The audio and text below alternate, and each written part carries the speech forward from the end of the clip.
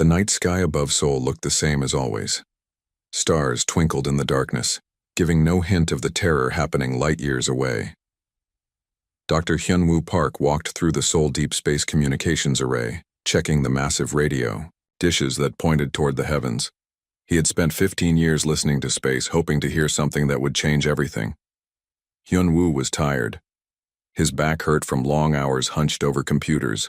His eyes burned from staring at screens full of data. Most nights brought nothing but cosmic noise, the random signals that stars and planets naturally made.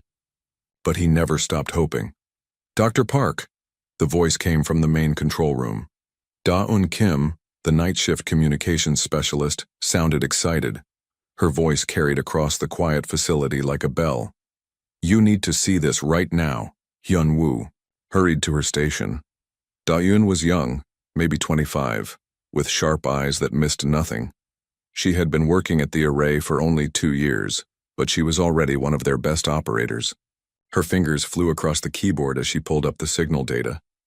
"Look at this pattern," Da-eun said, pointing at the screen.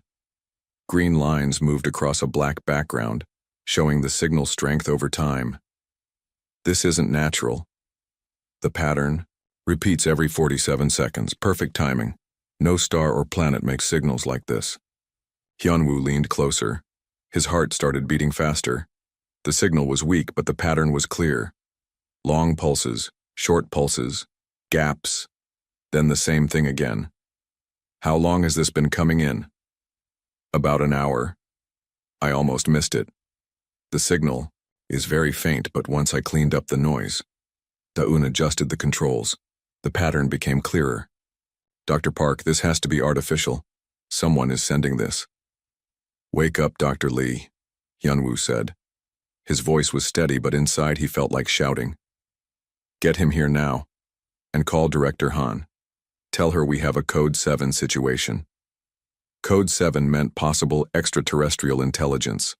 They had drills for this moment, but Hyunwoo never thought he would actually use those procedures. Da-eun nodded and reached for the phone. 20 minutes later, Dr. Taemin Lee arrived at the facility. Taemin was the best linguist in South Korea, maybe in the world. He specialized in finding patterns in unknown languages. If anyone could figure out what the signal meant, it was him. "Show me everything," Taemin said. He was fully awake despite being pulled from bed at 2 in the morning. His excitement was obvious. Da-eun played the cleaned-up signal. The pattern was now very clear. Long pulse, short pulse, short pulse, long pulse, gap. Then it repeated. "We've recorded over 3 hours of this. The pattern never changes." Taemin listened carefully. He pulled out a notebook and started writing down the sequence. This could be mathematics, prime numbers maybe, or it could be more complex. He looked up at Hyunwoo. "How strong is the signal? Where is it coming from?"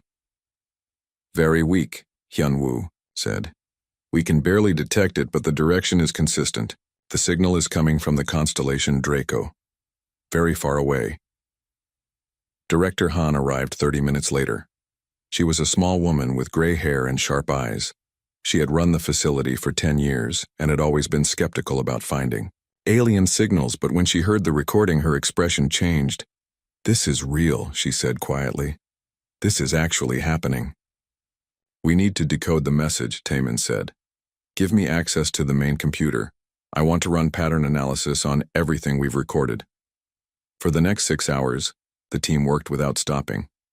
Da-eun kept recording the signal while Taemin tried different mathematical approaches. Hyunwoo contacted other observatories around the world. Within hours, telescopes in Australia, Chile, and Hawaii confirmed the signal. As the sun rose over Seoul, Taemin made the breakthrough. "It's a mathematical sequence," he announced. "Prime numbers but arranged in a specific pattern. Look at this." He showed them his work. The long and short pulses represented ones and zeros. Groups of pulses represented numbers. The sequence was 2, 3, 5, 7, 11, the first prime numbers. But then it changed. The new sequence showed coordinates, star positions relative to a central point. "It's a star map," Taemin said. Whoever sent this is showing us where they are. By noon, government officials arrived at the facility. Admiral Ji-hee Choi from the United Earth Defense Force studied the data with her team of experts. She was known for being direct and practical. She asked hard questions and wanted clear answers. What exactly are we looking at? Admiral Choi asked. Proof of intelligent alien life, Hyunwoo said. The signal is definitely artificial. The mathematical content proves intelligence, and the star map shows us their location. How far away? 47 light-years. In the direction of the constellation Draco. The signal has been traveling for 47 years to reach us. Admiral Choi studied the star map. So this message is old.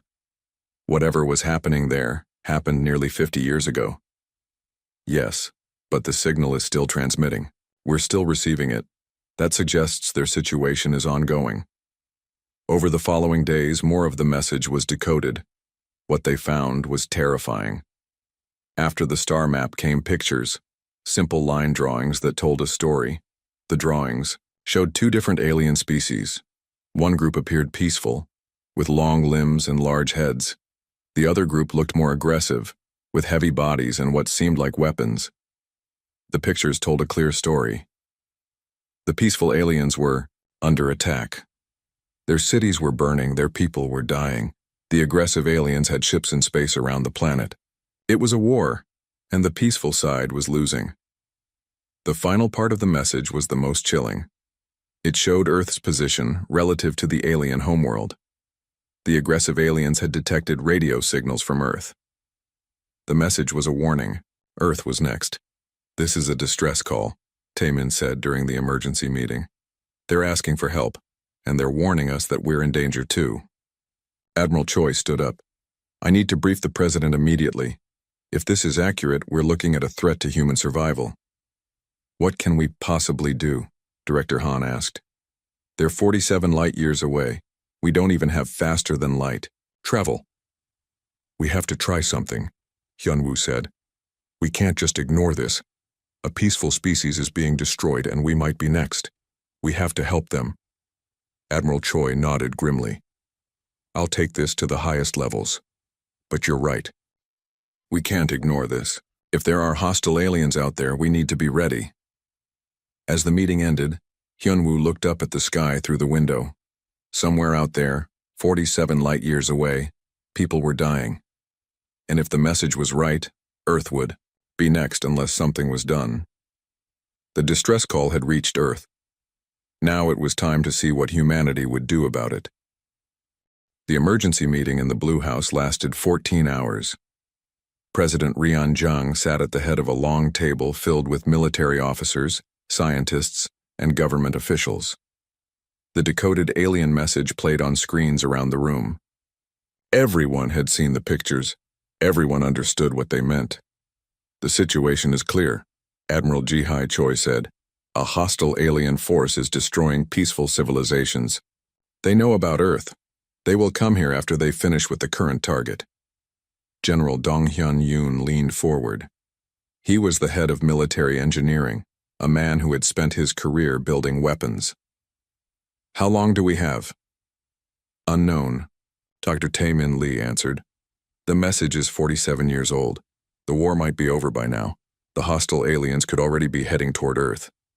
Or they could still be fighting, President Jung said. In which case we might have time to help. Help how? General Yoon asked. We don't have spaceships that can travel between stars. Our fastest rockets would take thousands of years to reach them. Dr. Sujin Nam, the head of the National Science Institute, spoke up. We've been working on faster-than-light communication. The theory is sound. If we can send messages faster than light, we might be able to send objects. Might isn't good enough, Admiral Choi said. We need certainty. We need weapons that can work in space. We need ships that can fight. President, Jang stood up. I'm authorizing Project Prometheus on limited budget, every resource we have. Our goal is simple. Build a fleet that can reach the alien homeworld and help defend it. Mr. President, General Yoon said, even if we solve faster-than-light travel, we're talking about fighting aliens. We don't know how advanced they are. We don't know what their weapons can do. We know they're not invincible, Dr. Hyunwoo Park said. He had been quiet during most of the meeting. The peaceful aliens are still sending distress signals. They're still fighting. That means the attackers can be stopped.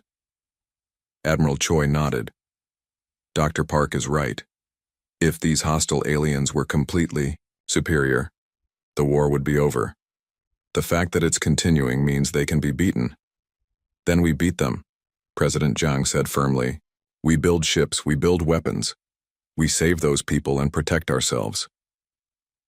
Within a week, Project Prometheus became the largest military project in human history.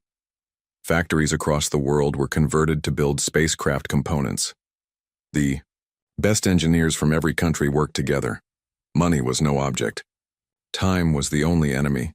Dr. Soo-jin Nam led the faster-than-light research team. They worked in a facility outside Seoul, trying to turn theoretical physics into practical technology. We're close, she told General Yoon during a progress meeting. The math works. We can create a field that bends space around a ship. How close is close? General Yoon asked. Maybe 6 months for the first working engine. But it will be small, only enough for a probe. How long for a ship big enough to carry weapons? Dr. Nam hesitated. 2 years, maybe 3. Too long, General Yoon said. We need something faster. The breakthrough came from an unexpected source. Woo Bin Kang was a young engineer who specialized in missile design. He was working on weapons for the new spacecraft when he had an idea. What if we don't need fancy weapons? Woo Bin asked during a design meeting. What if we use simple physics? Explain, General Yoon said. Woo Bin showed his calculations on the main screen. A tungsten rod weighing 1 ton, traveling at 10% of light speed, hits with the force of a nuclear bomb. No explosives needed, just mass and velocity. The room was quiet as everyone studied the numbers. Dr. Nam was the first to speak. He's right. Kinetic energy scales with velocity squared. At relativistic speeds, even small objects become devastating weapons. How do we accelerate them to those speeds? Admiral Choi asked. Magnetic rails, Woo Bin said. We build long acceleration tracks on our ships. Use electromagnetic fields to push the rods faster and faster until they reach the target velocity. General Yoon smiled for the first time in weeks. Simple, reliable, and we know how to build it with current technology. The weapon design expanded quickly. Instead of single rods, they would fire swarms of smaller projectiles. The attacking aliens would face thousands of high-speed impacts at once. No shields could stop that much kinetic energy. But weapons were only part of the solution. They still needed ships to carry them. The first spacecraft designs were disasters. Engineers tried to build sleek, efficient vessels like the ones they saw in movies. Every design failed. They were too complex, too fragile, too dependent on systems that might break in combat. Captain Min-ho Lee changed everything. He was a naval officer who had spent his career on warships. When he saw the spacecraft designs, he laughed. You're building space planes, he told the design team. What you need are space battleships. What's the difference? Asked the lead designer. A plane is built to be efficient. A battleship is built to take damage and keep fighting. Look at this design. Captain Lee pointed to the sleek spacecraft on the screen. One lucky hit disables the entire ship. The engines, life support, weapons, everything is connected. Captain Lee sketched his own design on a whiteboard. It looked like a floating fortress. Multiple engines, redundant life support, weapons spread across the entire hull, thick armor everywhere. You hit this ship, it just gets angry. The new design was ugly. It looked like a flying brick covered in gun barrels. But it was exactly what they needed. How many weapons can we fit? General Yoon asked.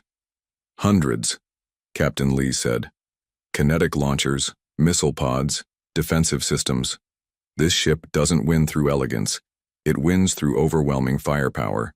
The first ship took shape in orbital shipyards above Earth. The UES Retribution was 500 meters long and built like a fortress. Its hull was thick steel and ceramic armor.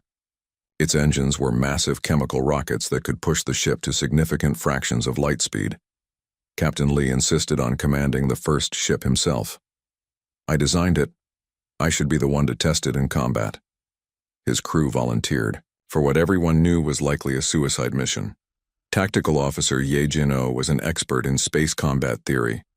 Weapons Specialist Jun Seok-han had worked on the kinetic launcher systems. Chief Medical Officer Haewon Jung was prepared to treat injuries from weapons nobody had ever seen before. While the Retribution was being built, 11 more ships were started. Each one was bigger and more heavily armed than the last. The final ships in the series carried enough firepower to level mountains. Dr. Nam finally solved the faster-than-light engine problem. The first successful test sent a probe to Alpha Centauri and back in 3 days. The trip should have taken 9 years. At light speed, we can do it, Dr. Nam announced. We can reach the alien homeworld in 8 months. Will the engines work on the battleships? Admiral Choi asked. Yes, but there's a catch. The more mass we carry, the more energy we need. The battleships will drain the engines completely just getting there. We won't have power for a return trip. Captain Lee shrugged. Then we better win the first time. The fleet was ready 6 months later. 12 ships, each one carrying enough weapons to destroy a city. The crews were volunteers from every nation on Earth. They knew they might never see home again. President Yang gave the final send-off speech from the orbital shipyard. The massive ships floated in space around him, their hull lights reflecting off his face. You carry the hopes of all humanity, he said. You go to save strangers who asked for our help. You go to protect our world from those who would destroy it. Fight well. Fight bravely. Show the universe what humans do when peaceful people are threatened. The ships vanished into faster-than-light space one by one. Captain Lee's voice came over the radio as the Retribution prepared to jump. See you on the other side. All ships, this is Retribution Actual. We're going to war. The space around Earth was suddenly empty. 12 ships and their crews were gone, racing across the galaxy toward a war that had been raging for decades. Behind them, Earth waited to learn if humanity's first step into galactic politics would end in victory or disaster. The human fleet dropped out of faster-than-light travel at the edge of the Viridian system. Captain Minho Lee stood on the bridge of the UES Retribution, staring at the tactical display. What he saw made his blood run cold. The system was a battlefield. Dozens of ships fought in the space around a blue-green planet. The peaceful aliens, the Villani, flew ships that looked like living things. They were smooth and curved, almost beautiful, but they were losing badly. The enemy ships were different. Angular and dark, they looked like weapons designed to kill. These were the Korthak, and they were systematically destroying every Villani ship they could find. Sensors show 43 Korthak vessels, reported Tactical Officer Ye Jin-o. Only 12 Villani ships still fighting. The rest are debris. Captain Lee watched a Villani ship try to escape. 3 Korthak vessels chased it down and tore it apart with energy weapons. The explosion lit up space for a moment, then faded to nothing. They're murdering them, Weapons Specialist Jun Seok-han said quietly. This isn't war. This is extermination. On the Korthak command ship, Commander Vextar received reports of the new arrivals. The humans had come in 12 ships, primitive-looking vessels that barely deserved the name warship. Vextar had conquered 47 worlds. These newcomers were just another species that would learn to fear Korthak power. What do these humans want? Asked his second-in-command. It doesn't matter, Vextar replied. Signal them to leave or be destroyed. We have work to finish here. The Korthak transmission reached the Retribution in harsh, aggressive tones. Dr. Tae-min Lee, who had come with the fleet as a translator, worked quickly to decode the message. They're ordering us to leave, Dr. Lee reported. They say this system belongs to the Korthak Empire now. Any interference will result in our destruction. Captain Lee looked at the tactical display again. More Villani ships were dying while they talked. He had seen enough. Send a reply. What should I tell them, sir? Tell them no. The response was simple and direct. The Korthak demand was rejected. The human fleet began moving toward the battle. Vextar couldn't believe what his sensors were telling him. The human ships were approaching at full speed, weapons powering up. They seemed to think 12 primitive vessels could challenge a superior Korthak force. Destroy them, Vextar ordered. Show them what happens to fools who interfere with the Empire. The Korthak ships turned away from hunting Villani survivors. Energy weapons that could melt steel began targeting the human fleet. The first shots hit the UES Defiance, one of the smaller human ships. The Korthak expected to see it explode. Instead, the human ship kept coming. Its armor was scorched and smoking, but it was still fighting. The thick steel and ceramic plating that Captain Lee had insisted on was doing its job. Direct hit on Defiance, Yejin-O reported. Hull damage, but no critical systems affected. They're still in the fight. Time to show them what we brought, Captain Lee said. All ships, this is Retribution Actual. Open fire. Give them everything we have. The human weapons were unlike anything the Korthak had ever seen. Instead of energy beams, the humans fired solid projectiles accelerated to incredible speeds. Thousands of tungsten rods streaked across space at 10% of light speed. The first kinetic barrage hit a Korthak destroyer. The high-speed impacts punched through its shields like they weren't there. The ship's hull shattered under the kinetic energy. Internal explosions tore it apart from the inside. Korthak destroyer destroyed, Jun Seok-han reported with satisfaction. Direct hit, multiple penetrations, target eliminated. Vextar stared at his tactical display in shock. One of his ships was simply gone. The humans had destroyed it with a single attack. What kind of weapons are those? Unknown energy signature, his weapons officer reported. The projectiles appear to be solid matter at relativistic velocities. Impossible. No civilized species uses such crude weapons.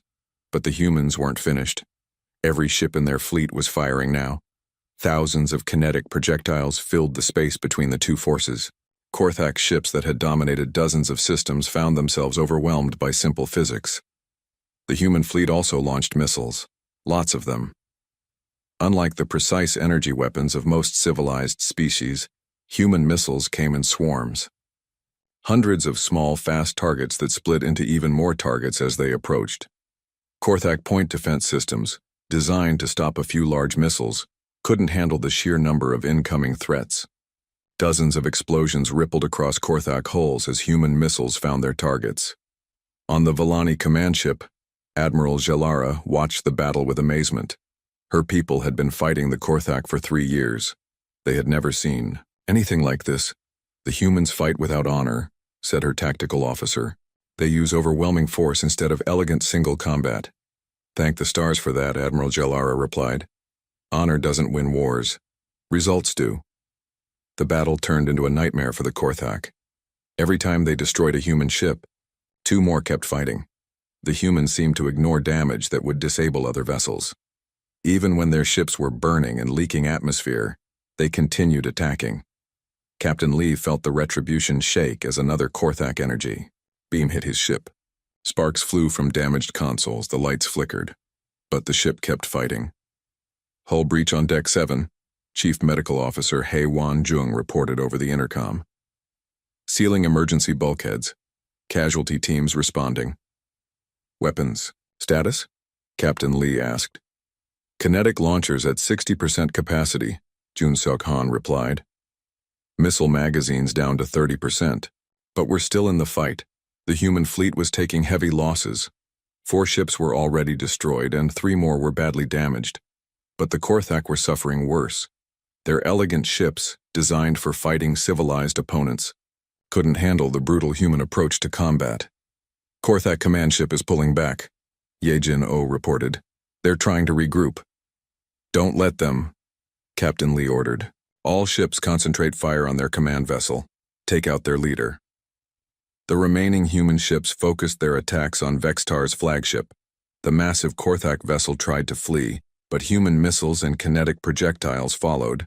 The ship's shields failed under the sustained bombardment. Its hull cracked open like an egg. Vextar's last thought was confusion. How had primitive barbarians destroyed the pride of the Korthak fleet? The explosion of his ship lit up the entire system. With their commander dead, the remaining Korthak ships lost coordination. Some tried to flee. Others fought desperately. All of them died under human weapons. In 30 minutes, the entire Korthak force was destroyed. The space around Viridian Prime was filled with debris from both sides, 7 human ships had been destroyed, including the Retribution. Captain Lee's final transmission was broadcast across the system as his ship broke apart. "This is Captain Lee. We came to help. We kept our promise. Tell Earth, we made them bleed." Admiral Jalara guided her damaged ship toward the human survivors. She had never seen anything like their sacrifice. These strange beings had traveled across the galaxy to help people they had never met. They had fought to the death against overwhelming odds.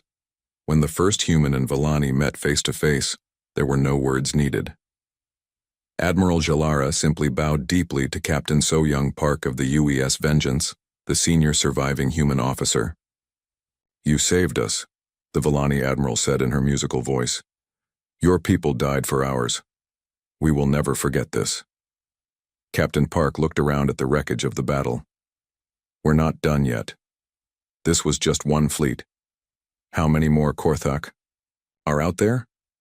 Hundreds of ships, dozens of systems. They have been expanding for centuries. Then we need to stop them before they reach Earth."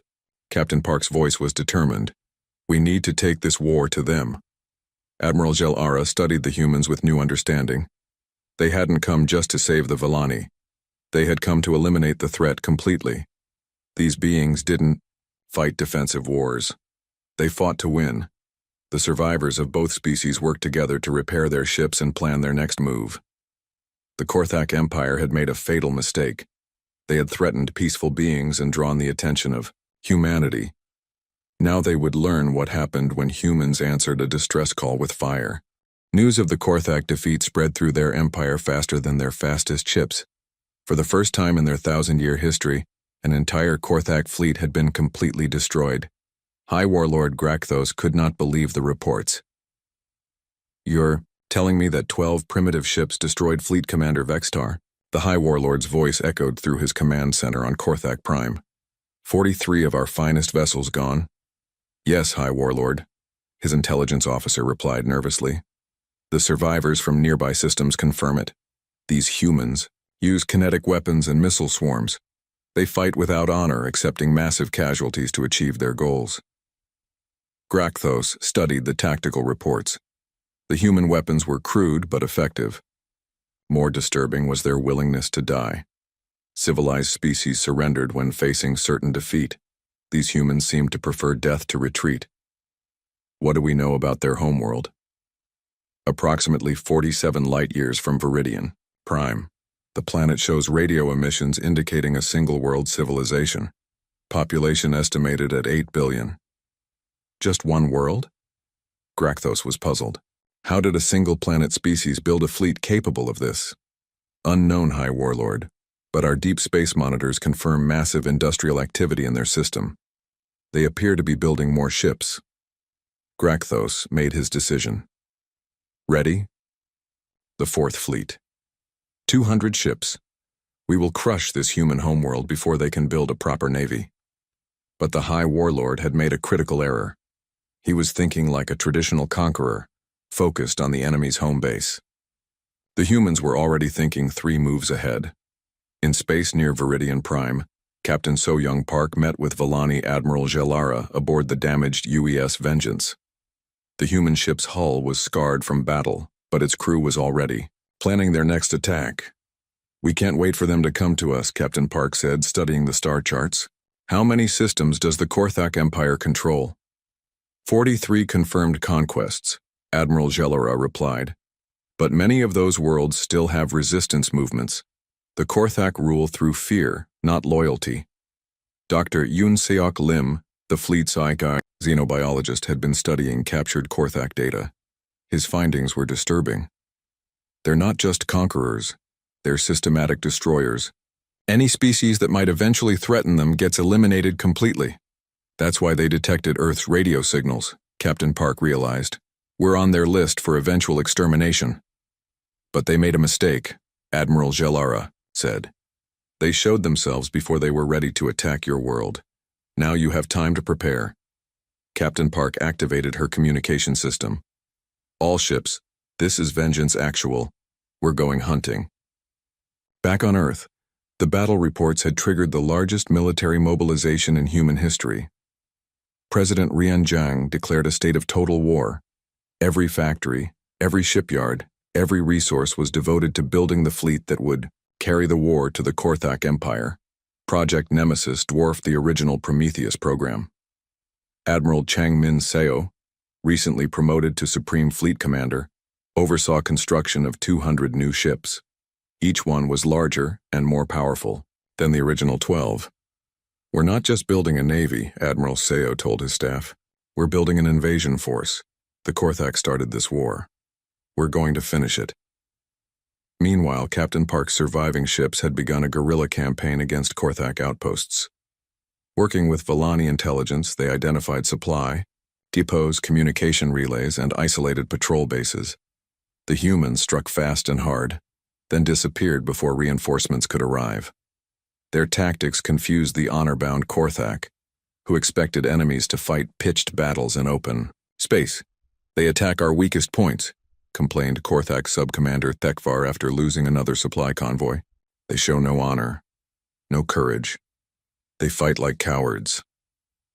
"Cowards who keep winning," his aide pointed out. Each human victory brought new allies. The Nerids, an aquatic species enslaved by the Korthak 50 years earlier, provided stealth technology that made human ships nearly invisible. The silicon-based lithoids contributed armor designs that could withstand massive damage. Most importantly, the energy beings called the Luminari shared shield-piercing weapons technology.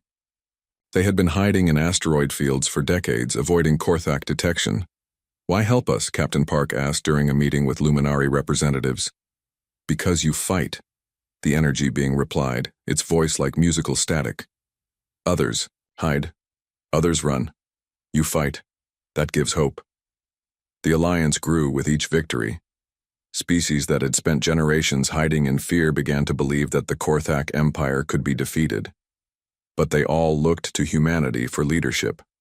Captain Boksu Shin, commanding the UES Fury, led a raid on a major Korthak shipyard.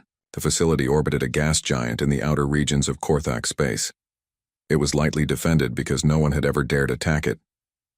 "Stealth fields active," reported his sensor officer. "We're invisible to their scanners." The human ships appeared out of nowhere, their kinetic weapons already firing. The shipyard's defenses were designed to stop large fleets, not small strike forces. Dozens of half-built Korthak ships were destroyed before they could even launch. "Facility destroyed," Captain Shin reported as his ships vanished back into stealth. "That's 20 fewer ships they'll have for their invasion fleet." The guerrilla campaign lasted 8 months. By the time Admiral Seo's main fleet arrived in Laoi, Korthak space, the Empire was already cracking. Fear and doubt had replaced confidence. The Korthak military was spread thin, trying to protect hundreds of targets from an enemy that struck without warning. High Warlord Grakthos watched his empire crumble from his fortress on Korthak Prime. Reports arrived daily of new defeats, new losses, new systems falling to the human alliance. "How many ships do we have left?" he asked his staff. 700 combat-ready vessels, his fleet coordinator reported. "But they're scattered across 40 systems. The humans have forced us to spread our forces too thin. Then we concentrate everything at the homeworld. Let them come to us. We'll make our final stand here." It was exactly what the humans wanted. Admiral Seo's fleet of 200 ships arrived at the edge of the Korthak system to find their enemy exactly where they expected, defending their homeworld with everything they had. 700 ships, Admiral Seo's intelligence officer reported. Heavily entrenched around Korthak Prime. Planetary defense systems are extensive. "Good," Admiral Seo replied. "When we beat them here, the war ends. No running, no hiding. Total victory." Captain Park's guerrilla fleet joined the main force at the system's edge. The combined human and allied fleet numbered over 300 ships. It was the largest space battle force in galactic history. "All ships. This is Admiral Seo." The fleet commander's voice echoed across the fleet. "We've come 47 light years to answer a distress call. We've fought for 2 years to reach this moment. Now we finish what they started." The human fleet began its final approach to Korthak Prime. Behind them came the hopes of dozens of species. Ahead lay the most heavily defended world in the galaxy. High Warlord Grakthos watched the approaching enemy on his tactical displays. 700 Korthak ships against 300 human and allied vessels. The numbers favored him, but numbers hadn't mattered in any previous battle with the humans. They fought differently. They thought differently. They were willing to sacrifice everything to achieve victory. Signal all fleet commanders, Grakthos ordered. Fight with honor. Die with honor. Show these barbarians the true power of the Korthak Empire. The greatest battle in galactic history was about to begin. The space around Korthak Prime lit up like a star as the two fleets collided. 700 Korthak ships against 300 human and allied vessels. The largest space battle in galactic history had begun. Admiral Changmin Seo stood on the Q bridge of the UES Reckoning, humanity's largest warship. The massive vessel was more than just a battleship. It was a mobile fortress designed to break planetary defenses. Around him, his fleet spread out in battle formation. "Enemy fleet is moving to intercept," reported his tactical officer. "They're coming straight at us. No fancy maneuvers." "That's their mistake," Admiral Seo replied. "They still think this is about honor and single combat.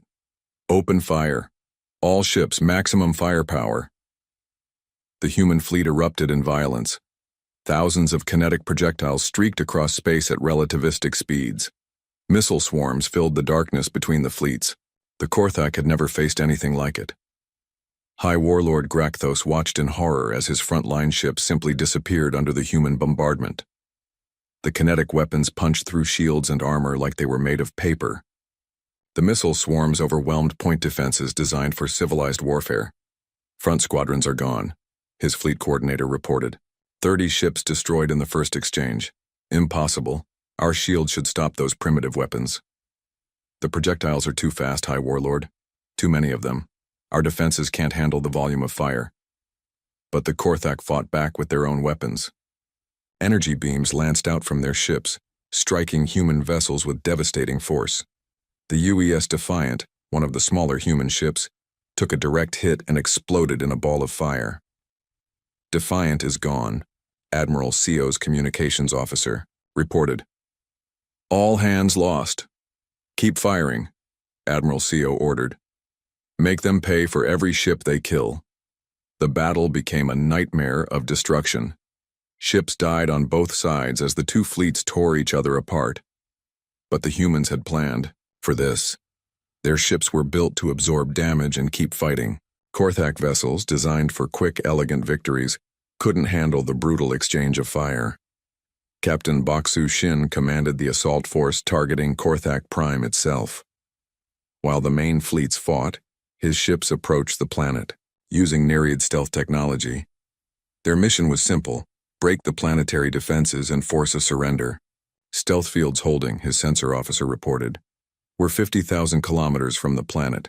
Defense stations haven't detected us." "Good. Target the orbital fortresses first. We need to clear a path for the reckoning." Shin's ships appeared out of nowhere, striking the massive space stations that protected Korthak Prime. The stations were designed to fight off invasion fleets, not invisible attackers that struck from point-blank range.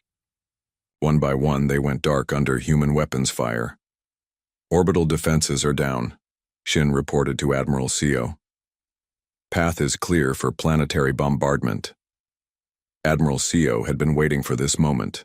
The reckoning broke away from the main battle and headed straight for Korthak Prime. The massive ship's hull was scarred and burning from enemy fire, but its main weapons were still functional. "Take us into bombardment range," Admiral Seo ordered. "Prepare the planet breaker rounds." The reckoning carried humanity's most powerful weapons, kinetic projectiles the size of buildings designed to destroy entire cities. But Admiral Seo wasn't planning to kill civilians. He targeted military installations, government buildings, and command centers. "This is Admiral Seo of the Human Earth Defense Force," he broadcast on all frequencies. "Surrender now, or watch your homeworld burn. This is your only warning." High Warlord Grakthos received the transmission in his underground command bunker. Above him, human weapons were systematically destroying the symbols of Korthak power. the great military academies where warriors trained, the government towers where the empire was ruled, the shipyards where their fleets were built. He's not targeting civilian areas, Grakthos's aide observed. Only military and government facilities. These humans are strange warriors, Grakthos admitted. They show mercy to non-combatants but no quarter to soldiers. The space battle continued to rage around the planet. Korthak ships fought desperately, but they were losing badly. Human tactics and technology were simply superior. The elegant single combat the Korthak preferred meant nothing against overwhelming firepower. Captain So-young Park, now commanding a mixed squadron of human and allied ships, led the final assault on the remaining Korthak fleet. Her ships used luminary weapons to pierce enemy shields, while lithoid armor protected them from return fire. "Enemy fleet is breaking," she reported to Admiral Sio. "They're trying to retreat to the outer system." "Don't let them escape. Finish this." The last Korthak ships died fighting, refusing to surrender even when defeat was certain. "High Warlord." Grakthos watched his fleet disappear from the tactical displays one by one. 1,000 years of conquest and expansion ended in a single day. "It's over," he said quietly. "Signal the human fleet. Request terms for surrender." Admiral Sio received the surrender message while standing in the ruins of his bridge. The Reckoning had taken heavy damage, but she was still fighting. Around him, his crew worked to repair critical systems. "High Warlord Grakthos wants to discuss surrender terms," his communications officer reported. "Tell him to come aboard. We'll talk." The meeting took place in the Reckoning's damaged conference room. High Warlord Grakthos was a massive creature, nearly 3 meters tall with thick armor-like skin. He looked like he could tear a human apart with his bare hands, but he sat quietly as Admiral Sio explained the terms. "The Korthak Empire is finished," Admiral Sio said. "All conquered worlds will be freed. All military forces will be disbanded. War crimes trials will be held for those responsible for genocide." "And my people?" Grakthos asked. "What happens to the Korthak themselves? Those who choose peace can join the galactic community. Those who choose war will face justice. The choice is yours." Grakthos studied the human admiral. "You could have destroyed our world completely. Why didn't you?" "Because we're not like you," Admiral Sio replied. "We fight to protect, not to conquer. We came here because peaceful beings asked for help. Now that help is finished." The High Warlord signed the surrender documents with his own hand. The Korthak Empire, which had terrorized the galaxy for a millennium, formally ceased to exist. But the work was just beginning. Over the following months, human and allied ships spread across former Korthak territory. Enslaved species were freed, resistance movements were supported, war criminals were arrested and tried. Captain Park found herself commanding a mixed fleet of liberation ships. Everywhere they went, they found species that had lived in fear for generations. The gratitude was overwhelming. "How do we thank you?" asked the leader of the Christian people, whose world had been enslaved for 200 years. "How do we repay this gift of freedom?" "You don't owe us anything," Captain Park replied. "Just live free, build something good, help others when they need it." 5 years after the Battle of Korthak Prime, Ambassador Eugene Cho stood before the founding assembly of the Galactic Cooperative. Representatives from 87 species filled the Great Hall on the neutral world of Haven. They had come together to ensure that no species would ever face extinction alone. "Today we form an alliance based on mutual protection," Ambassador Cho said in her speech.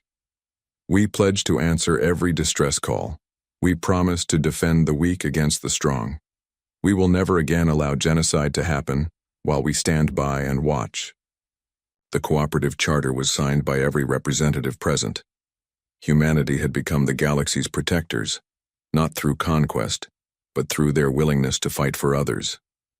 Dr. Hyun-woo Park, now elderly, sat in his office at the Seoul Deep Space Communications Array. The same radio telescopes that had first detected the Villani distress call now monitored hundreds of systems. The galaxy was finally at peace. A soft chime announced an incoming signal. Hyun-woo looked at his screen and saw the familiar pattern of an artificial transmission. Another distress call from somewhere far away. Another species in trouble. He smiled and reached for his communicator. Control room, this is Dr. Park. We have a Code 7 situation. Contact the Defense Force immediately. The response came back within minutes. Message received, Dr. Park. Admiral Chen is already preparing. The Third Fleet, help is on the way. Hyunwoo leaned back in his chair and looked up at the stars. 47 light-years away, the Villani homeworld of Viridian Prime was rebuilding. Hundreds of other worlds were free because humanity had answered a call for help. The SOS had reached Earth, and the humans had answered with fire. But they had also answered with hope, courage, and the simple belief that no one should face extinction alone. In the depths of space, the Third Fleet was already moving toward their new mission. Somewhere out there, people were in trouble. And humanity would keep its promise to help them, no matter how far they had to travel or how dangerous the enemy might be. The age of galactic cooperation had begun, built on the foundation of humanity's first word to the universe. We're coming.